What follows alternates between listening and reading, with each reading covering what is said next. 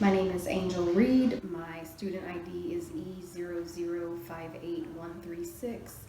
These videos will be for the THT2331, Clinical Pathology 2. This is the fall semester of 2019. In this video, I'm going to show how to do a modified knots test. What this is going to be looking for is any microfilaria or dirofilaria in the blood. I have my sample in a EDTA tube so it does not clot. I'm going to mix it up real quick, and I'm going to take 1 ml of this and then put it into this tube. I have gloves on just so I don't come in contact with my sample, or even better, my 2% formalin. I have a slide and a cover slip, and then I have my pipettes. So I have my 1 ml pipette, and then I have a longer pipette that I'll use a little bit later. So go ahead and I'm going to take 1 ml of my sample. So that's a full pipette.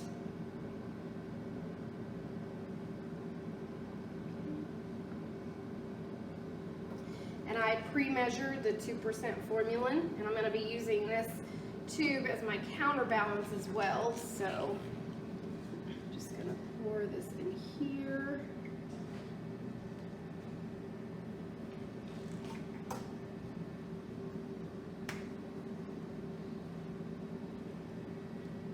And for sure the tubes, go ahead and fill up the same amount.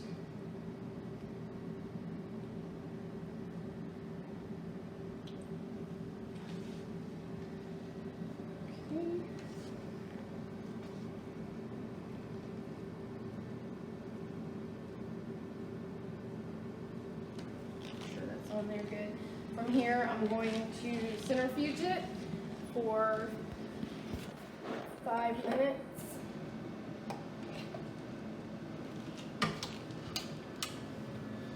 Okay, I'm gonna make for sure it's at 1500 RPM, so I'm gonna turn it down a little bit. And okay, and I will go ahead and start it. And then we'll wait. Okay. All right, now our sample has spun down, so I'm going to remove it from the centrifuge.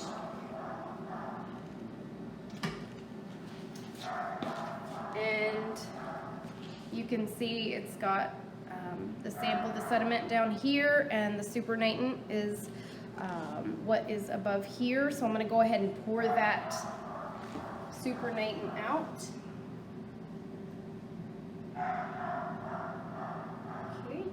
Trying not to disturb the pellet that is down there.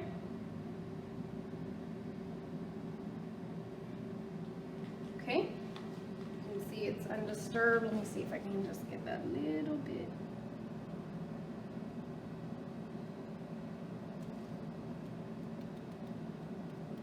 Okay, so now I'm going to take this.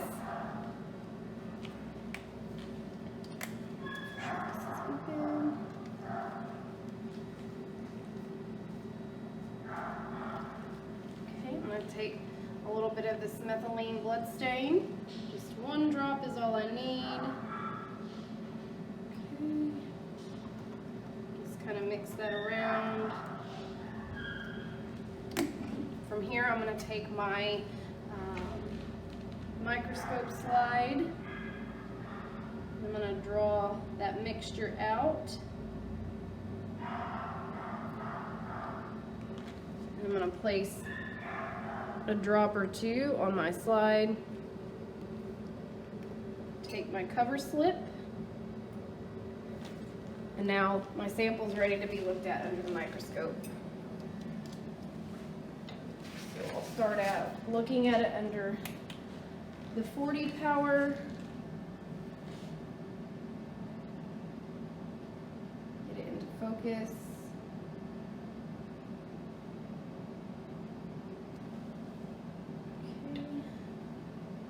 to my 10.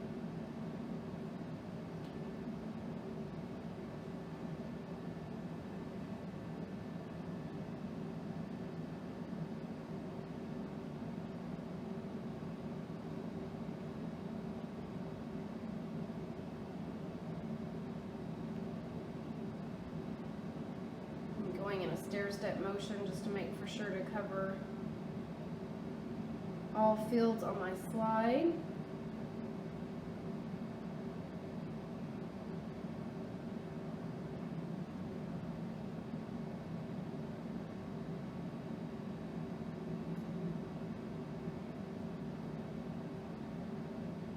And I will call that sample negative. In this video, I'm going to demonstrate how to collect a free catch urine sample. The supplies I have is a ladle.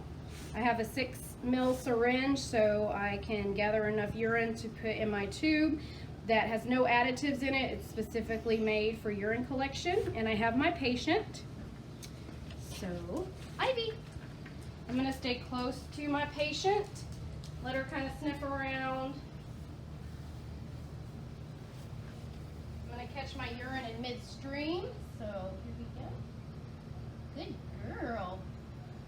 You can see I've collected enough urine. So I'm going to draw that up before I spill it. Get rid of the rest. I'm going to take my tube. Pull the top off.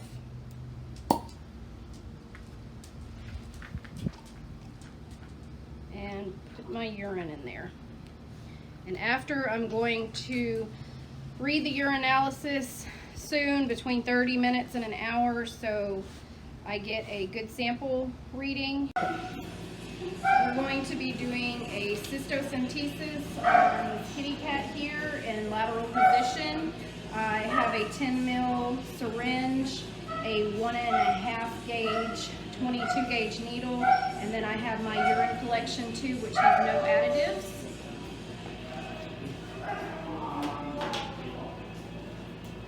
Which size do you want? Okay. Sorry, keep you holding.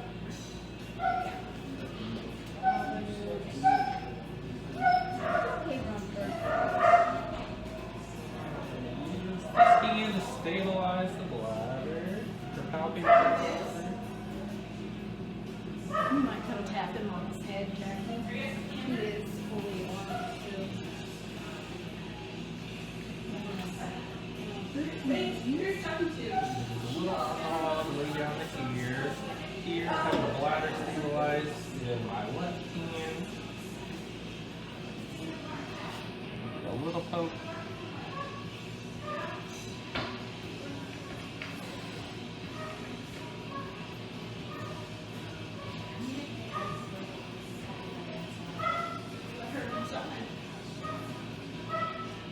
And there's our specimen.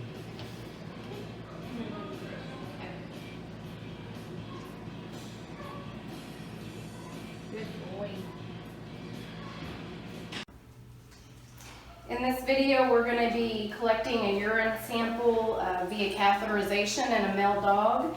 I have an 8 French catheter that is, in comparison, the right one to use to the size of my patient. And right now I'm going to measure to see how far up we have to go. So it's pretty long, so I'm going to mark it.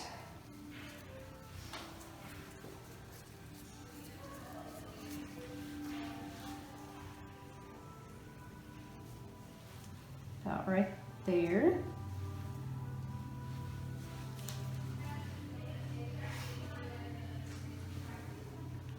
So that's about how far out the tip's gonna be, and from there I'm gonna cut this tip to make it to fit my 10 ml syringe.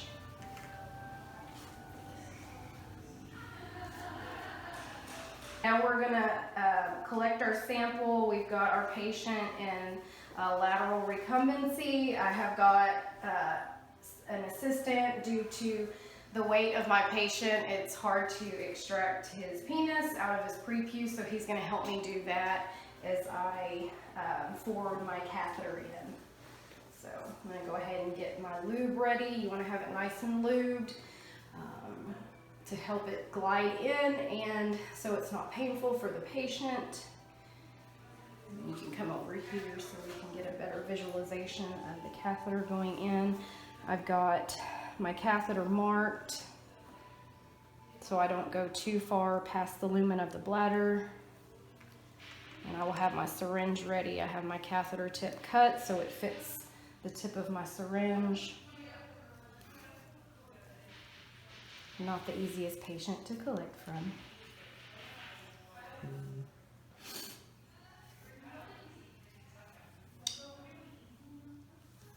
Good boy, Herbie. Yes, you're a good boy. Sorry, buddy.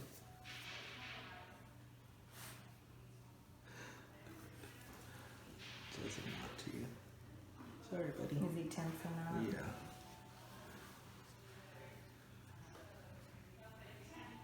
Alright. Okay, so we have the prepuce pulled back, exposing the penis. So now I'm just going to find the entrance. Make for sure that my catheter is the right size. I'm just going to slowly put my catheter forward, being as gentle as possible. It's okay. Shh. You're okay. It's all right, baby boy. Did it come back? Yeah. Let's see though. Good boy. I know that feels boy. so weird, baby boy. Good boy. Okay, I've got a ways to go. What a good dog, Herbie.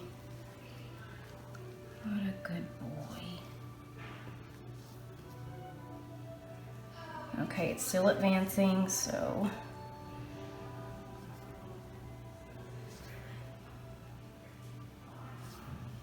A little bit further. Good boy, Herbie. Good boy.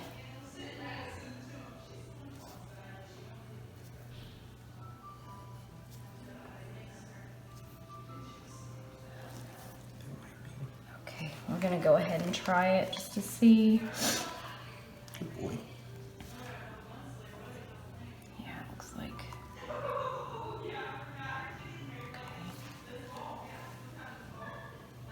Okay. Good boy. You are being so good. It's okay. Good boy. Good boy. Almost there. Okay. All right, and that's actually expelling a couple of mils, so I'm gonna let that go, and I'm gonna get a cleaner sample. All right, just trying to get as much as I can. Okay, and I'm actually going to slowly remove the catheter with the syringe still attached. Okay. Good measurement. That is our sample.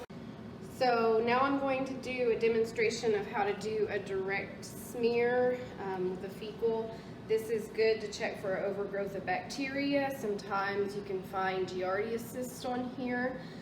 It's also good if you are only able to collect a small sample from your patient. You can still get some information from it. I have on gloves just to limit my contact with the stool matter. And I have my tube that has my patient's name on here. So I'm just going to take a small sample. I have a wooden applicator to use. You don't need much. I have a syringe full of saline solution. So now I'm just going to put a little bit of that on my slide, mixed with my fecal matter to make a homogeneous effect, meaning mixing it well with my saline solution so you get a better sample. You want to try to keep it thinner than thicker. If it's thick, you can't really appreciate stuff like you can if it's thinner. So I'm going to add a little bit more saline now.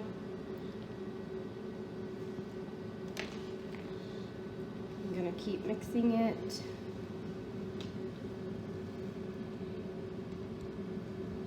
Okay. Now I'm going to take a cover slip and gently place it on my slide, trying not to get the thick parts underneath my slide. And from here, I'll look at it under the microscope. In this video, I'm going to do a fecal flotation. So the first thing that I need is 2 to 5 grams of fecal matter from my patient, which is marked right here. I have gloves on to limit my contact with the fecal matter. I have a tongue depressor so I can get my stool sample and mix it into my little pill vial here. So, and now I need to get my solution, which is going to be this sugar solution. I'm going to fill it up a little bit. Take the lid off of that. Get enough of my sample. And I'm going to mix it very well with my sugar solution. The more you mix it, the better, because it's going to bring those ova up.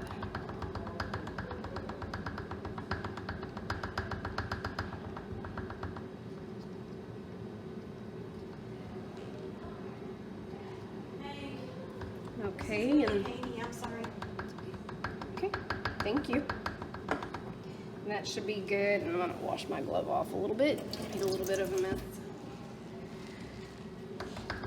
Okay, and once I'm satisfied with how well it's mixed,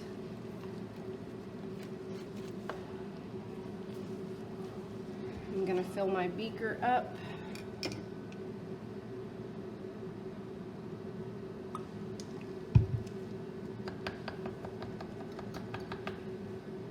I'm going to take my funnel and my gauze square.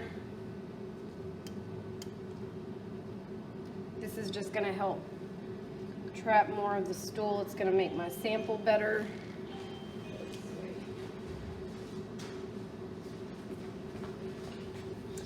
And I'm just going to strain it through this funnel.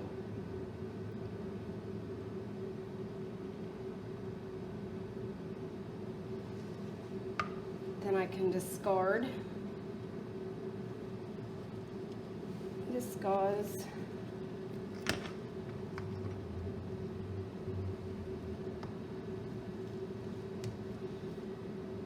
Okay. I'm going to slowly fill it to the top.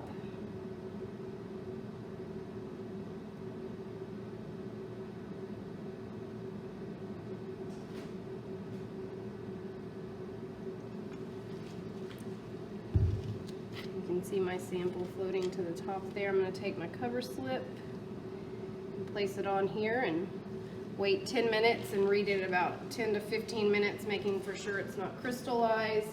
We're looking for more common parasites in this set. We see hookworms, roundworms, whipworms. Sometimes you can find coccidia. And once that has sat for 10 minutes, then I will look at it under the microscope.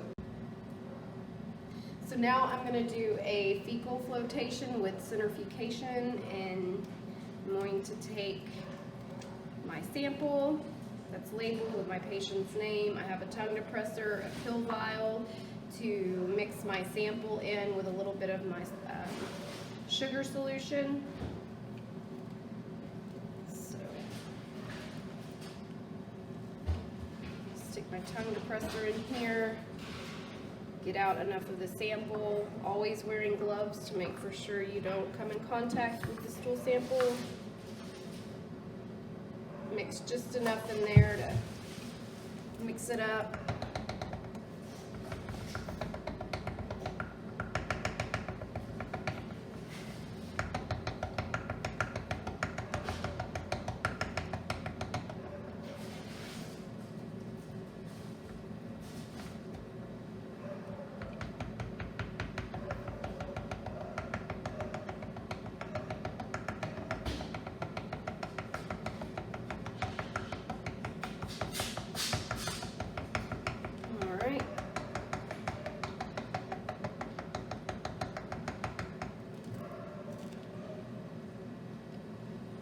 I'm going to take a gauze square,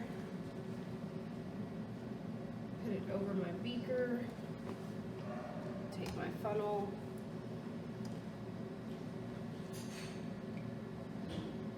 pour the emulsion into my beaker tube, and that's just making for sure that larger particles of the stool are not going to fall into there, so it helps the ova float up.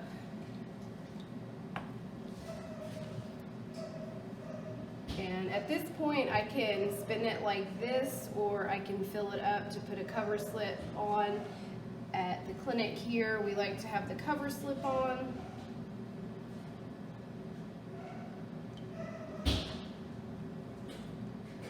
So I'm just going to fill it up just to make a small bubble.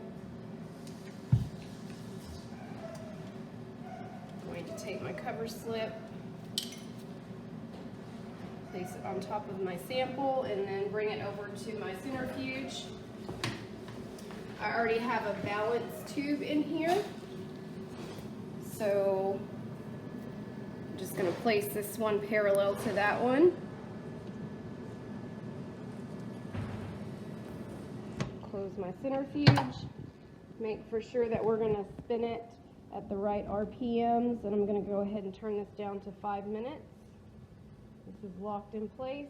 I'm going to press run, and then from there we'll wait and do the rest of the procedure after it's done spinning. In this video, we're going to run a fecal sedimentation.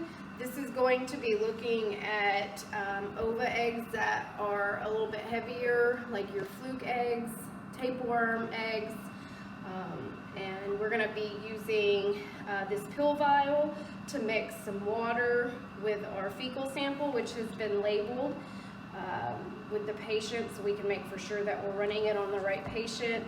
I have gloves on to limit myself from coming into contact with my sample. I have a tongue depressor that I'm going to use to mix my sample with the water. I have my gauze, which I'm going to use to strain my sample through the funnel into my beaker. And then I'm going to have a counterbalance to spin it in the centrifuge. So, okay, let's go ahead and get started. First off, you need to have at least 2 to 5 grams of your sample, which we do. So I'm going to go ahead and take that off. Got my tongue depressor. Just going to take enough of the sample. Then I'm going to get some water.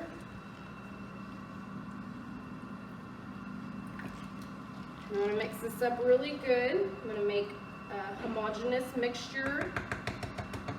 So I want to get as many of the chunks out as possible to bring the ova out and give me a better representation under the microscope.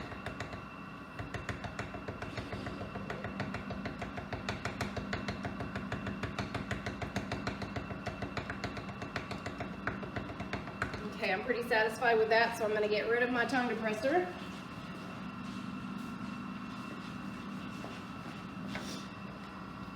And now I'm going to fill the beaker, put my funnel through there. This gauze square is going to catch any big particles that might add to weighing down or trapping the ova in them. So I'm just going to slowly pour this into here like so. Not going all the way to the top, so I will pour some of that out.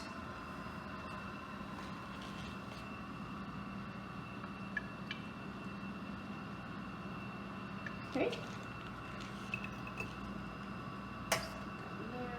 Now I'm going to fill my counterbalance so it is even and my centrifuge won't walk.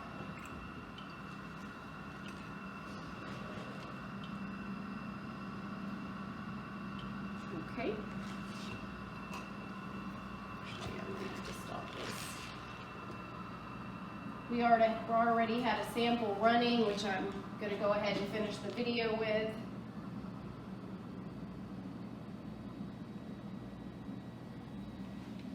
So I'm just waiting for this to stop. Okay.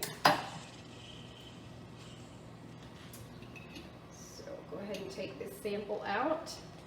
But let me go ahead and show you how we're gonna put it into the centrifuge and how long and what RPMs we'll be spinning it at. So again, I'm just gonna put this parallel.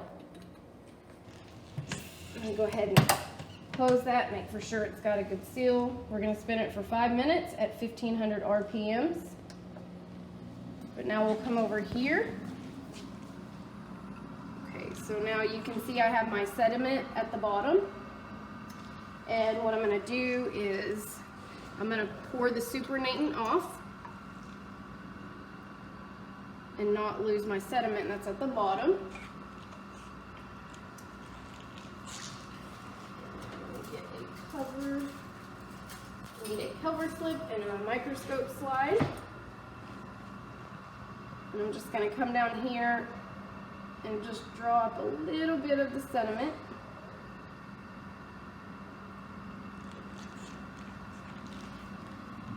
Add enough on my microscope slide. I have a cover slip right here.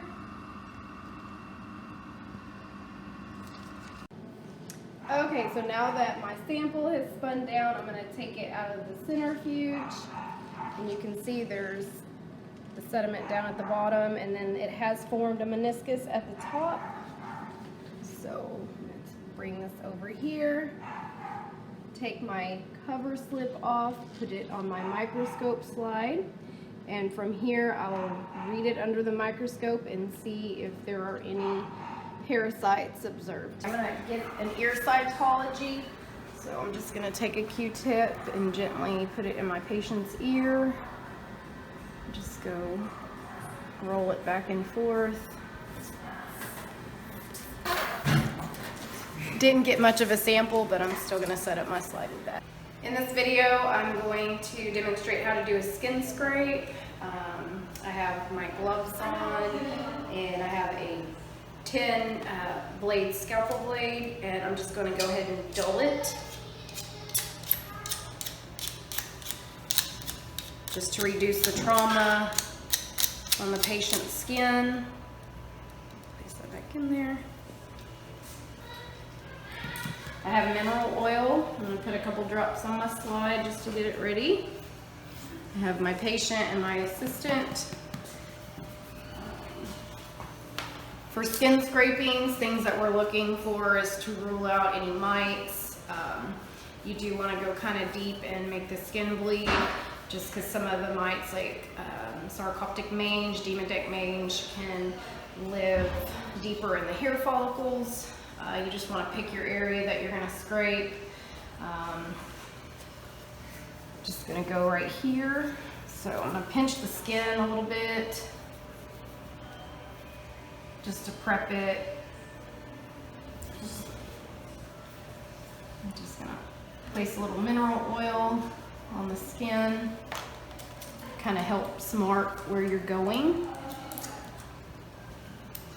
I'm going to hold the skin up, and I'm just going to go against the skin.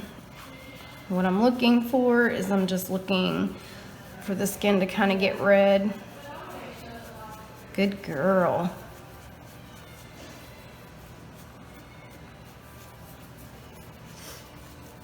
You want to be careful not to slice the skin, you're just scraping. So that looks pretty good. You can see the area is kind of reddened. From here, I'm going to take my slide. I've got my mineral oil on there. Just going to put my sample on there and kind of mix it around.